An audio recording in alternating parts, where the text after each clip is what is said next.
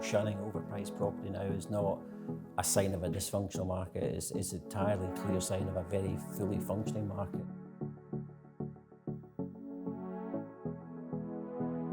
So in a diminishing availability or diminishing pool of available houses to buy, the actual number of offers we received has gone up. So it's all these stats, I think, completely and clearly underline a strong market with strong demand, limited supply, which has become a little more limited.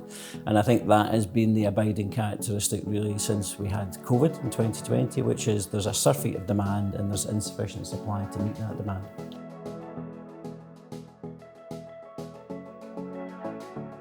I tend to refer to the Holy Trinity, which is, a competitive asking price married up to a fair valuation of the property will usually manifest itself in a high level of interest and competition and create a great price.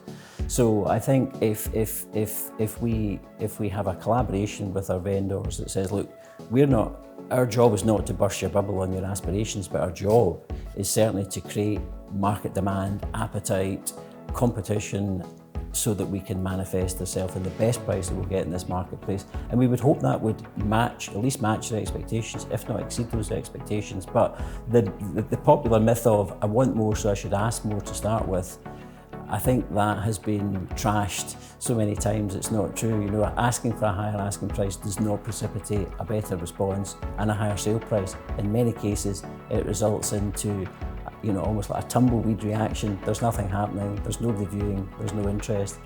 Effectively, that's how we add value to transaction, is trying to realise the best possible outcome for sellers in the marketplace. And that's reflected in the stats. So we are outperforming the market that is Scotland.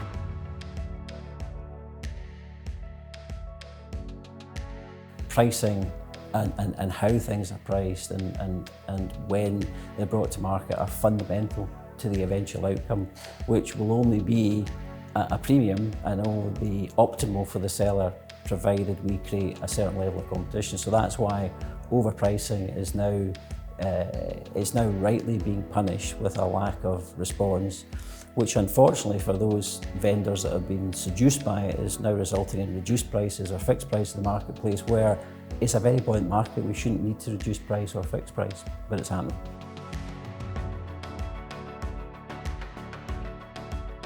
Particularly in Scotland, the level of transactional tax is now an impediment for people to move, and it reduces frequency of people moving. So anything that impairs the natural rhythm of the marketplace, the free market economy, in terms of limiting availability, limiting the time that people are happy to spend or prepared to spend on a property, that's bordering on dysfunctional. So I think that depending what the metrics are, I think the replacement of transactional tax with some sort of reformed land tax or property value tax may aid and abet movement within the property market. It may free up more stock, which will release more sales.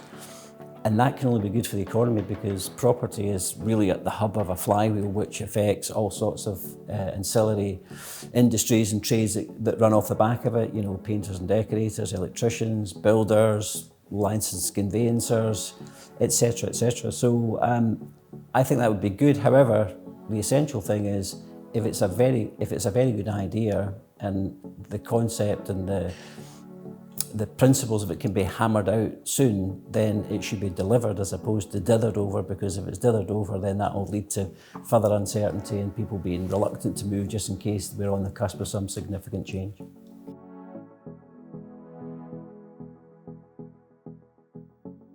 I don't know how you define affordable housing, because by area, I don't know what constitutes affordable housing.